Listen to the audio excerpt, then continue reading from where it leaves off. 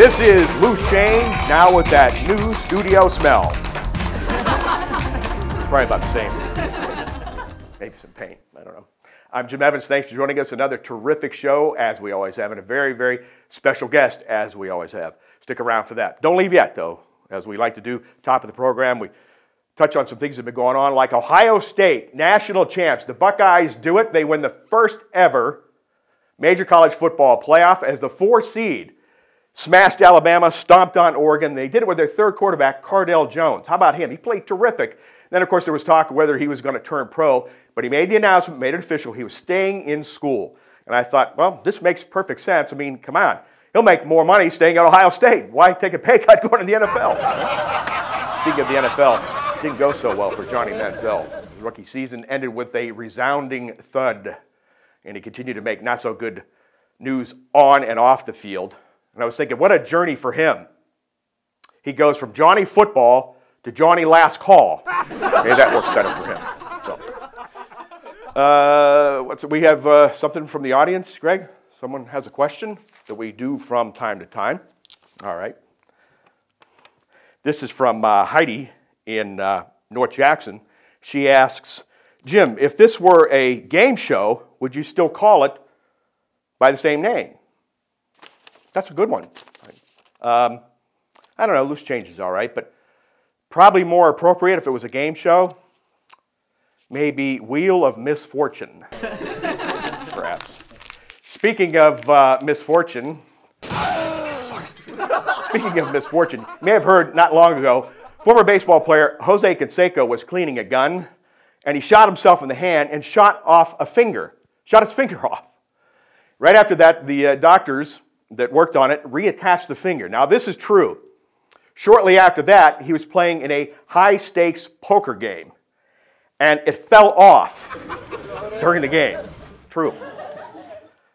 You know, if you're going to be playing high-stakes poker with high rollers, the last thing you want to do is give someone the finger. You may have heard also that the Smash reality TV show Honey Boo Boo has been canceled. TLC pulled the plug on it. But the family, Honey Boo Boo's family, is taking it in stride. In fact, they've been philosophical about it. Recently, they issued a statement. And they said, hey, the way we look at it, one outhouse door closes, another one opens. Hey, Bob LaRicca, basketball coaching great, joins us next here on Loose Change. Don't fade. Splash!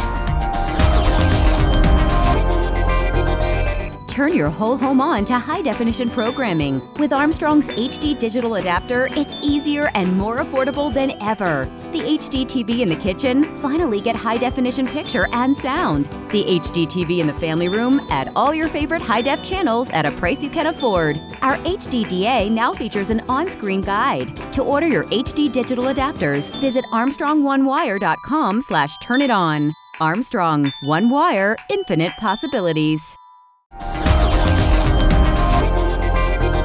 Welcome back to Loose Change. I'm Jim Evans, and if you have followed high school basketball in this area for any length of time at all, and even now, I'm sure you recognize the gentleman sitting to my right. He is high school basketball coaching great Bob LaRicca. Coach, great to see you. Thanks for being on the program. And what we like to do from the top is, for those who don't know, give us a little background information, where you're from, and how your career got going, and the path you took in coaching, if you would.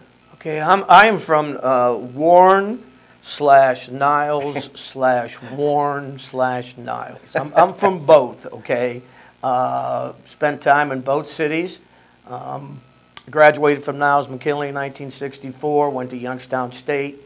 And believe it or not, I started coaching a little parochial team. I had gotten my officials license. I would officiate basketball games, mostly JV. Mm-hmm.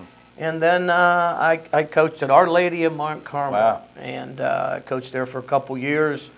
Was lucky enough to get a teaching job in Warren, Ohio at the time. And at the time, nothing against Warren today, but at the time Warren was one of the capitals of Northeast Ohio. Mm-hmm. So I was very fortunate to get a job in Warren, and wasn't able to coach my first year. And I coached my second year as an 8th grade coach.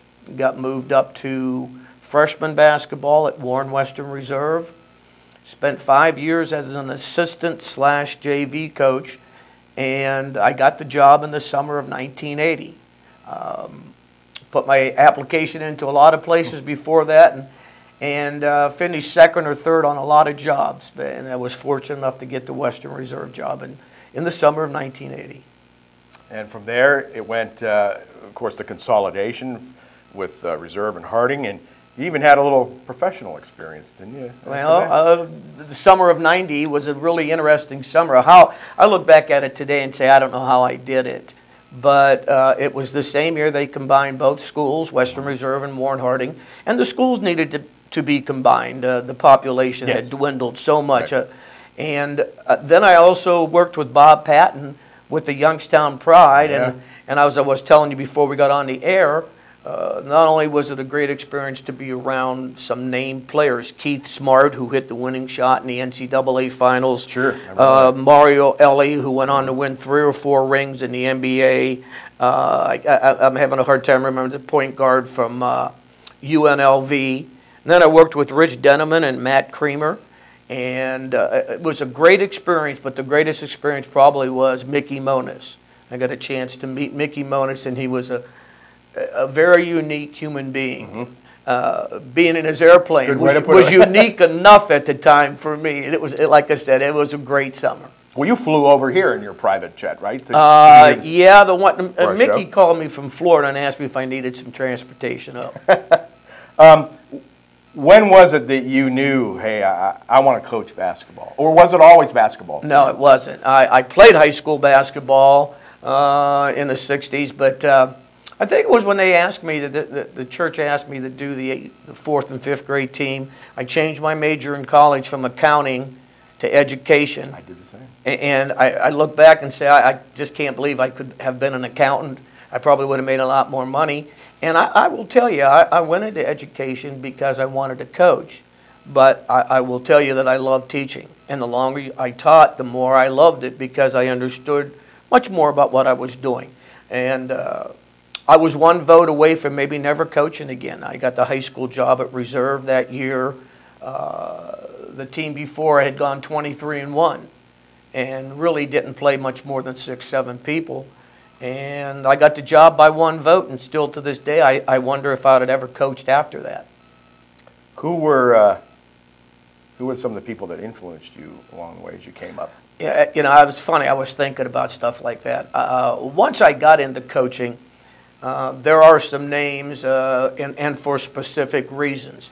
Alan Burns, who I considered to be at that time ahead of his time. Most coaches that have influenced me, I think, are people who did things before other people. Alan Burns ran a summer camp. He was the first person to run summer camps around here. In the 60s, there was a law that you could not go to a summer camp in Ohio.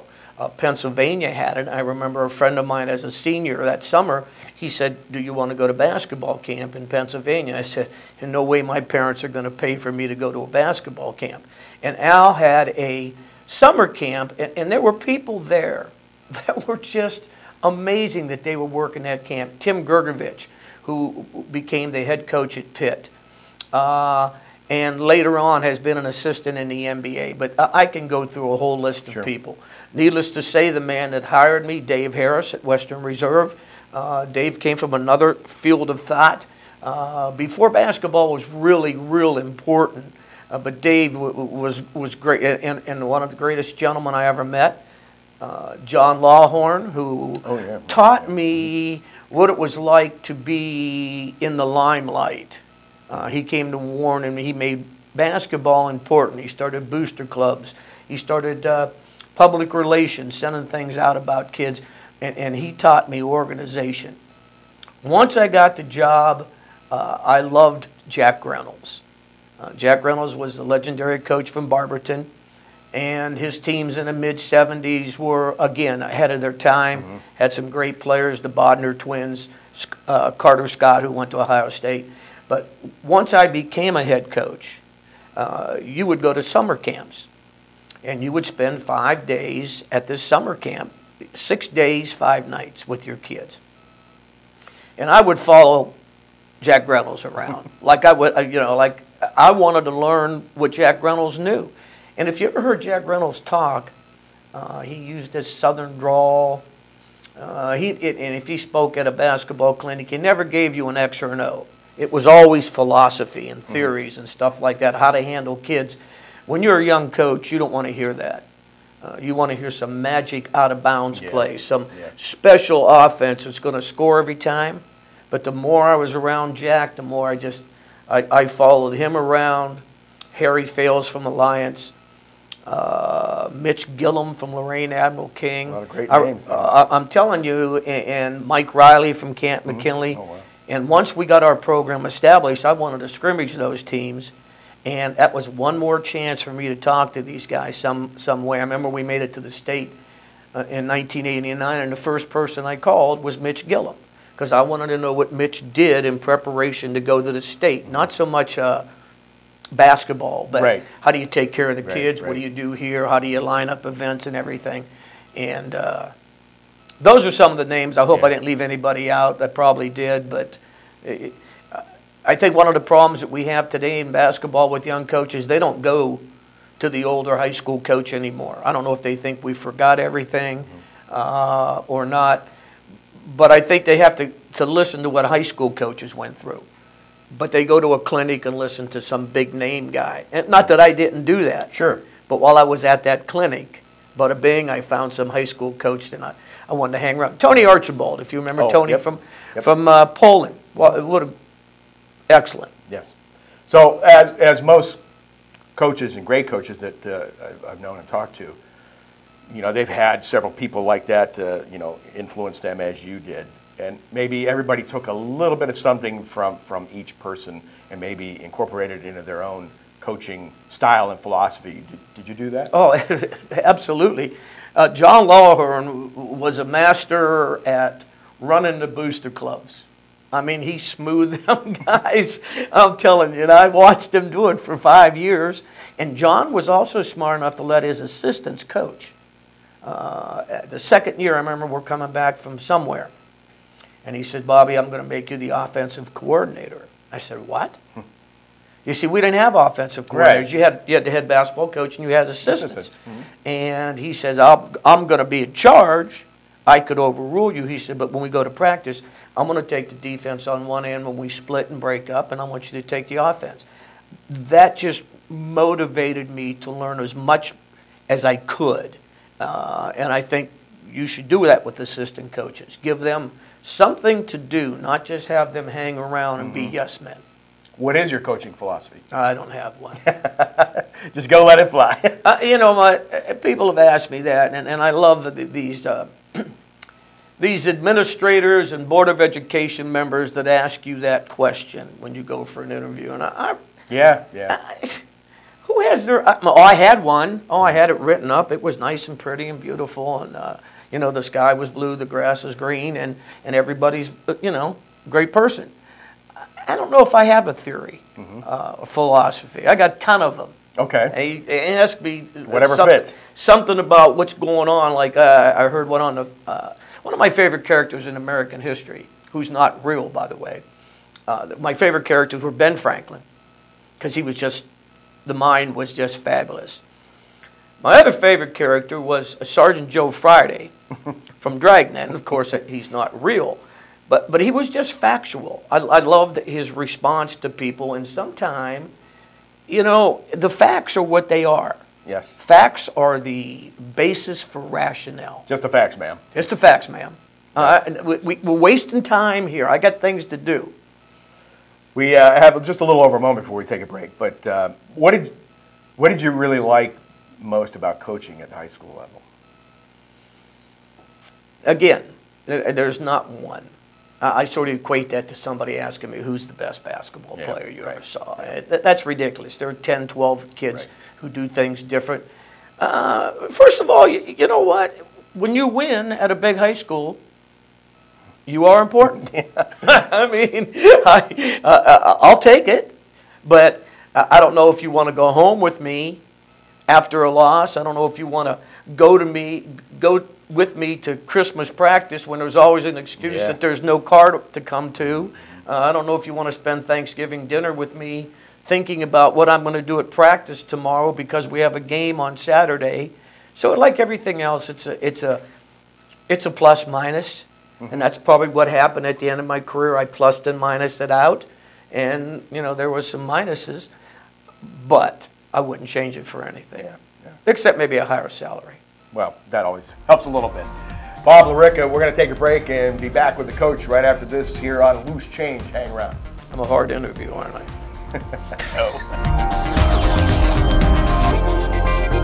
When your product isn't as good as cable, you hire an expensive law firm. When you hire an expensive law firm, they write small print. Smaller. When people don't read the small print, they sign up for a product that is not as good as cable. When they discover that they signed up for a product that is not as good as cable, they read the small print. When they read the small print, they lose consciousness. Don't lose consciousness. Stick with Armstrong and never be surprised by the Dish's small print. Armstrong, one wire, infinite possibilities.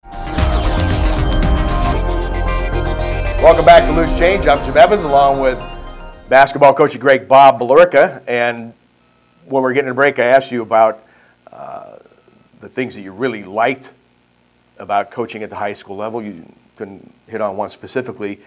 What were the real challenges for you at that time? And I'm sure there's maybe not one thing there. Needless to say, the first challenge was that I followed a team that was 23-1. Yeah.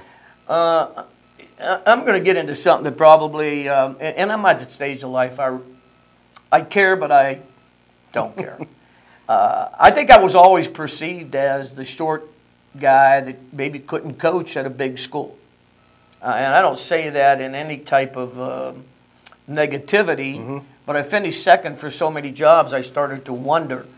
But following John Lawhorn, he again, like I said before, he came in and he took the community, the West Side community over.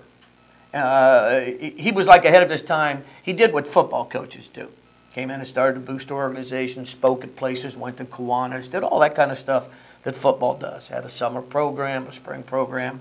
And I think that was my greatest challenge, to follow John Lawhorn. Okay. And then Jimmy Gilmore moved back to Warren in the summer of 1981 and made my life much better. Yes, he did. And then we had a little run there, needless to say, and I just had some young kids that Mark Heron and Mark Ingram and Jimmy Gilmore and Teddy Jenkins and Otis Colvin and Renzo Hughley and Rozelle Richardson and Mark Alexander, Michael Williams, a bunch of Hugleys. I had so many Hugleys. I had 4 Hugleys on the team one time. I got to tell you this.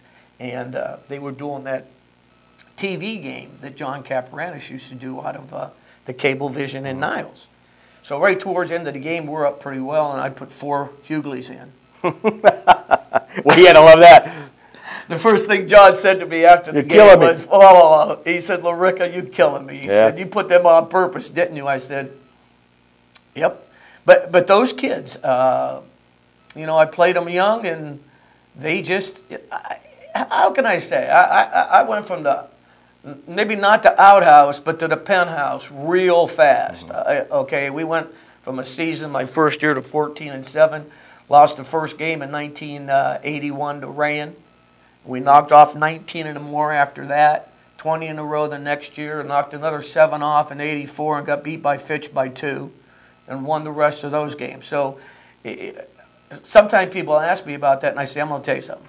I know more basketball today than I knew at that time. I probably know more today than I did yesterday because I still study it. And I said I was very fortunate. I mean, you never win without talent. But I would hope that if you have talent, you're doing some things. We preach that if 2 talented teams played each other, that the team that played better defense and the team that was stronger fundamentally, but really fundamentals came first.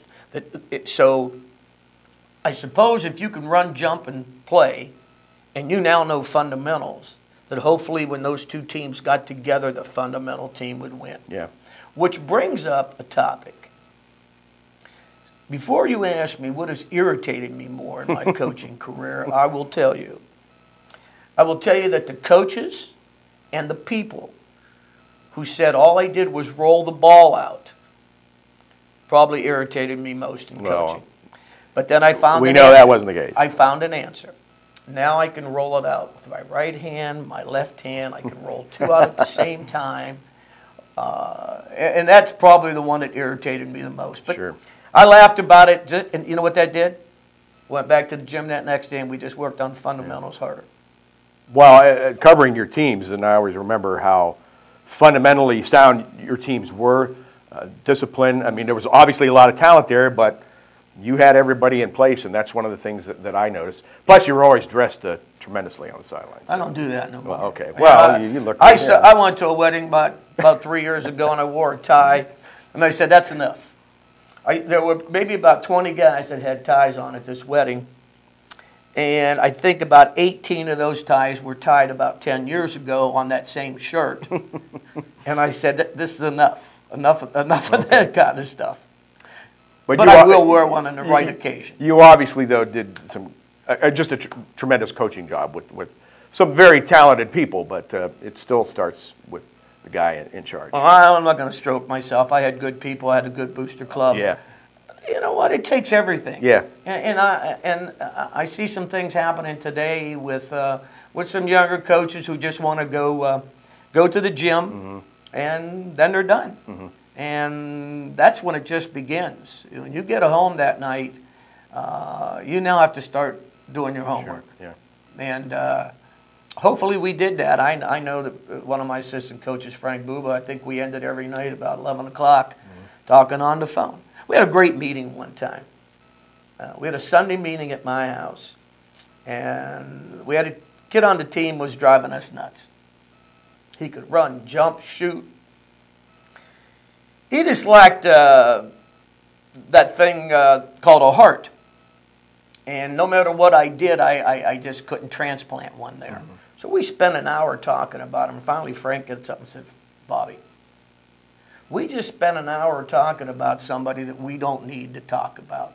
And I said, doggone right, Frank, you're right. You're right. I said, I don't know why we're wasting our time here. Talk about that state championship team getting down to state. As so few people are able to do so when you consider everybody involved in it, and to have that experience to me is just incomparable. Before we go there, let me mention Kenny Grisdale from Poland. Okay. He's done it 3 times. Yep. Marvelous. Yes. Fabulous. You know, when you go to the States sometime, you got to figure who else is involved. Now, we had a team in 1983, needless to say, that was 24-0, and we got beat in the regional semifinals by Akron Central Howard, who had Grady Mateen. And that game went down, and we had the last shot.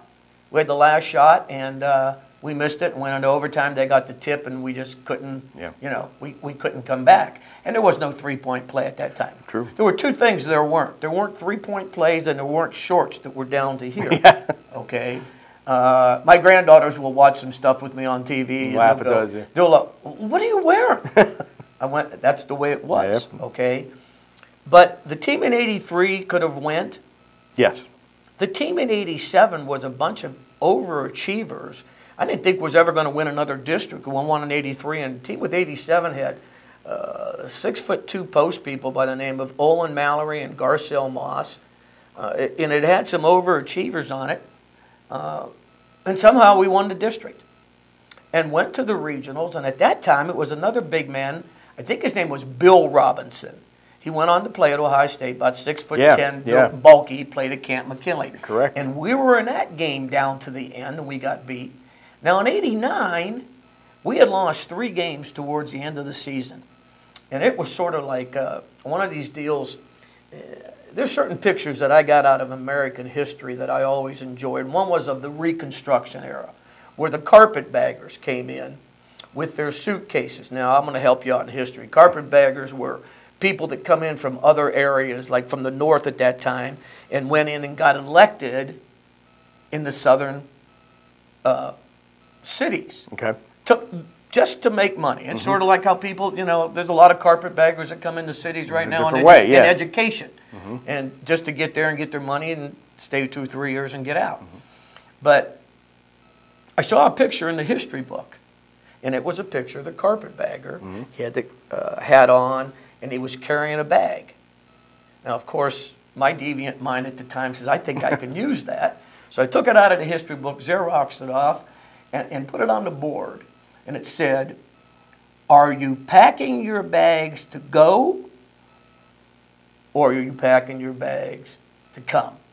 Something like Good that. one. Yeah, I know where you're. Like that. Yeah, Are you coming or are you going? Yeah. If you're going, we just might as well wrap it up right now. Right. If you're coming to play for the rest of the year, so we won a couple games at the end of the year, and I know that, and I'm not sure that somebody took this the wrong way, but it was our last game of the season, and I had found out that we could not practice at 10 o'clock or 11 o'clock on that Saturday because something was going on in the gym. The only time we could practice after our Friday night game was at 8 o'clock in the morning. I can't see accomplishing anything at 8 o'clock in the morning after you played on a Friday night. No. Plus, I didn't want to get up.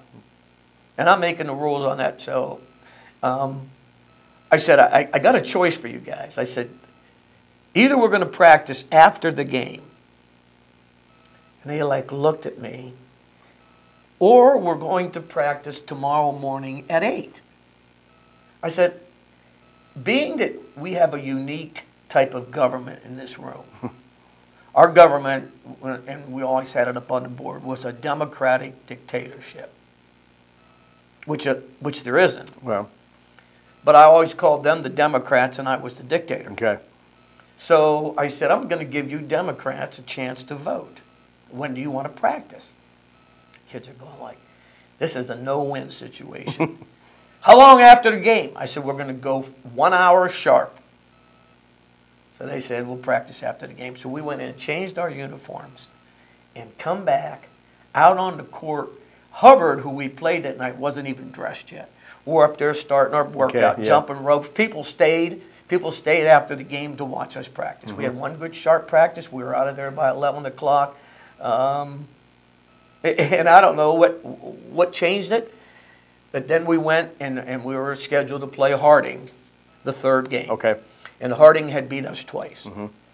Not only had they beat us twice that year, they kicked our butt twice. That was when Ian Fulmer was a senior, four-year starter. Him. They had a great team. They lost their first game of the year, won their next 22. So we come into practice on a Sunday because we played them on Tuesday. We were done with practice. Short one, about an hour. And the kids said, Coach, are we getting scouting reports and we're watching video? I said, for what reason? I said, you know Harding better than Harding knows Harding. I said, why should I show video or give you a scouting report when they kicked our butt both times? I said, but you will go in there and take off everything except your shorts.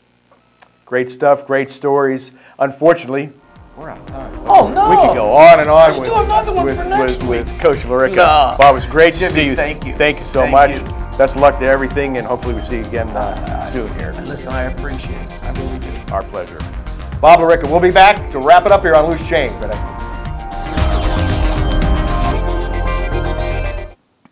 That didn't take long. Just a loose connection. Easy fix. If there's nothing else, I'll be on my way. So, what about the bill? No charge, Mr. Anderson.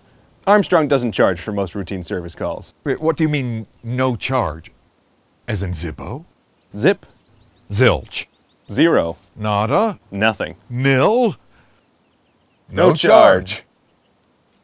No charge for most routine service calls. Armstrong. One wire, infinite possibilities. Welcome back, and that will do it for our show. I said a Peyton Manning moment. Hey, thanks so much for joining us. Thanks to Greg Roden, to Bob LaRicca. I'm Jim Evans. We'll catch you next time on Loose Change. So hang loose.